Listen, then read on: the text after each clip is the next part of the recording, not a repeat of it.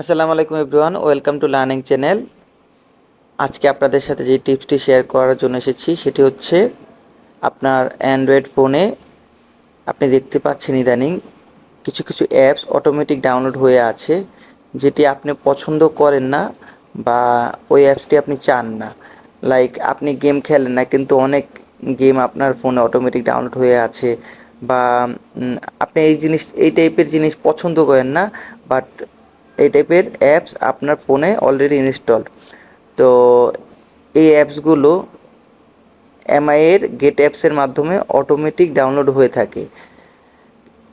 So আমরা চাইলেও gate অ্যাপসটি রিমুভ করতে পারি না। দেখুন, এই যে গেট অ্যাপস, এটার মাধ্যমে অটোমেটিক ওরা রাতে বা যখন আমরা ফোন ইউজ করি না ওই সময়টাতে ও অটোমেটিক এটা ডাউনলোড করে দেয়। এটা এমআইয়ের একটি এবং শাওমির একটি অ্যাপস, যেটা আপনি চাইলে ইজিলি অফ করতে পারেন। তো চলুন আমরা আজকে দেখব এটা কিভাবে পার্মানেন্টলি অফ করা যায়।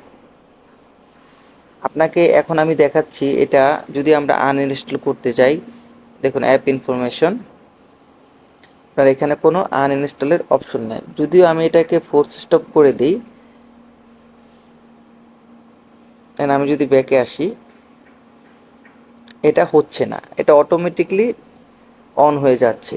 তো সেই ক্ষেত্রে আমরা কি করতে পারি, প্রথমত আমরা সেটিংয়ে যাব। সেটিংয়ের সার্চ বারে আমরা লিখব রিজিয়ন। দেখুন রিজিয়ন চলে আসছে, আমরা রিজিয়নে যাব। তো আপনার লোকেশন যেটা থাক এখানে, যেমন আমার লোকেশন হচ্ছে বাংলাদেশ, তো আমি চেষ্টা করব এখানে অন্য একটি লোকেশন দেওয়ার।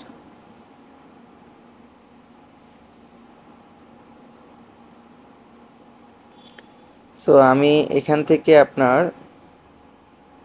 ইউনাইটেড স্টেটস ইউকের লোকেশনটা সিলেক্ট করছি।